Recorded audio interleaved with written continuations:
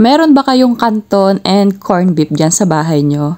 Naku, kung meron nasubukan nyo na ba itong pagsamahin? Naku, kung hindi pa ay subukan nyo itong recipe natin ngayong araw. Dahil napakasarap talaga ng naging kombinasyon nitong dalawa. Ang una ko nga ginawa ay dinurog-durog ko yung pansit canton at akin itong iha-half cook. Tapos, nung bahagya na nga po siyang naluto ay inalis ko po yung pinakang sabaw niya at ihahalo ko na dito yung pinakang seasoning niya. Halo-haloin lamang hanggang sa malagyan lahat ng pampalasa itong ating noodles. Tapos, iset aside yung po muna. Tapos, ito nga meron tayo dito isang lata ng corned beef na 150 grams. Any brand nga po ng corned beef ay pwede nyo pong gamitin sa ating recipe ngayong araw. At ito nga katulad nga po ng sinabi ko kanina ay paghahaluin natin itong corned beef at itong ating pansit canton. At maglalagay po tayo dito ng isang kutsarang harina. Bali ito yung gagawin natin pinakang binder dito sa dalawang pinagsama nating canton at corned beef. At kung ito nga po hindi nyo pa nasusubukan, naku subukan nyo na rin dahil napakasarap talaga, promise. And gumamit na nga rin po pala ako dito ng keso, pero ito naman po ay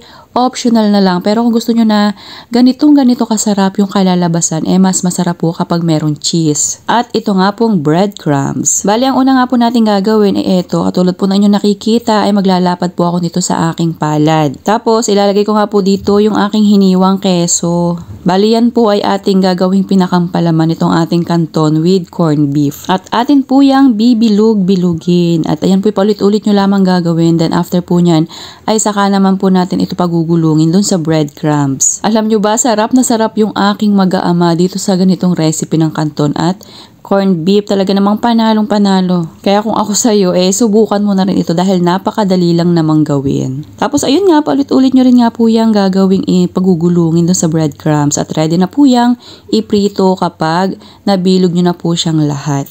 At nagpainit na nga po ako ng mantika sa kawali at isa-isa ko na nga po inilagay dito yung ating canton corned beef balls or corned beef with canton balls. Hihintayin lamang po nating mag golden brown yung kabilang side, then pwede nyo na po yung baligtad din. At kung umabot ka nga po hanggang dito sa part itong ating video ay pakipusuan nyo na po itong ating recipe at mag-comment na rin po kayo kung nagustuhan nyo po ba yung ganitong luto sa canton at corned beef. At ayan na nga po, kapag nag-golden brown na din po yung kabila, ay nako, pwede nyo na po yung hanguin at meron ka ng masarap na ulam. At actually guys, masarap din itong gawing merienda. Sa itsura pa lang ay talaga namang matatakam na yung pamilya mo kapag inihain mo ito.